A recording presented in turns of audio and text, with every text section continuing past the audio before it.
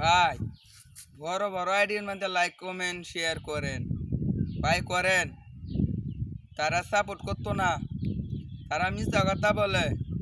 ভাই আমার কথা তো বিশ্বাস করুন না ভাই, আমি নয়া ইউজার, এই জন্য আমার কথা বিশ্বাস করুন না ভাই।